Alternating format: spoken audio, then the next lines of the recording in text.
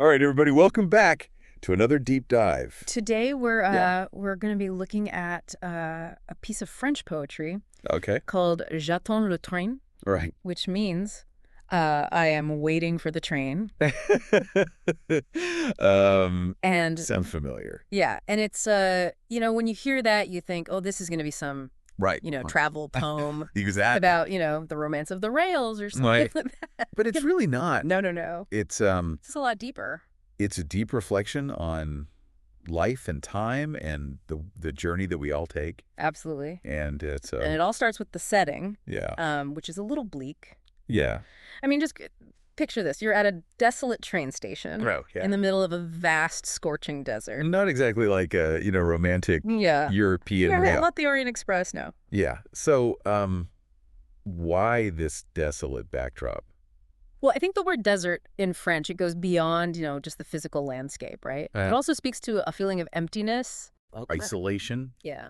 Maybe even being lost on life's path. Mm-hmm. So it's a powerful metaphor for those times when we all feel a little adrift, Right. searching for direction. Yeah, and even just like picturing that in my mind, Yeah. that scene already kind of evokes a sense of unease or, Yeah, a little bit unsettling. unsettling. And then there's the waiting, which is kind of like the heartbeat of this poem. It drives the whole thing. Yeah. J'attends le train. Yeah. Over and over and over again. Exactly. And, that repetition, it's not just for emphasis, Right. though it certainly does that. Yeah. It also kind of mimics the feeling of waiting itself. Right. Or that anticipation, that sort of, sometimes stagnation. Yeah. You're stuck, but you're also hopeful that something's going to change. Right.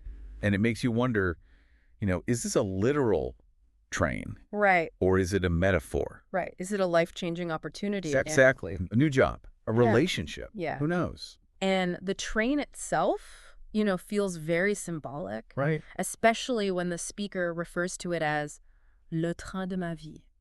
Yes. The train of my life. The train of my life, very heavy. That has weight to it.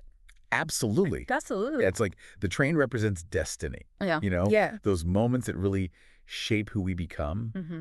But there's also this contradiction, right? The speaker seems very certain that the train will come. Uh-huh. But there's also this uncertainty about it. Yeah. Like in the line, sur des voies invisibles, il roulera. Okay. On invisible tracks, it will roll. Okay. So there's this force that's kind of guiding the journey. Yeah, a force we can't see. We can't see it. But we have to trust. Exactly. And this kind of reminds me of the crumbling chair. Yes. And this idea of, time passing. Uh-huh. Ma chaise s'essaie, roule le temps aussi. I love that. Yeah. The way that the word kind of falls apart with the ellipses. Yeah. It's like it's disintegrating. Exactly. It's brilliant, right? Yeah. Because the chair becomes this symbol of the speaker's own mortality. Yeah. And the way that, time just keeps marching on even as we wait. Right. But even with this, stark setting, this Yeah. awareness of decay, Yeah. there's still this underlying sense of acceptance. Yes. A quiet confidence in them. In the face of uncertainty, Yeah. the speaker knows the train will come.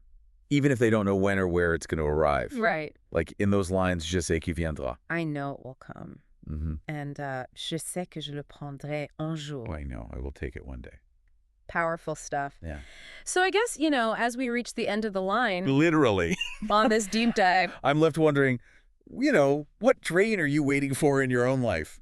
are you actively laying down the tracks? Or are you patiently waiting for it to arrive? Good question. All right. Thanks for joining us. Thanks for having me. See you next time. Bye.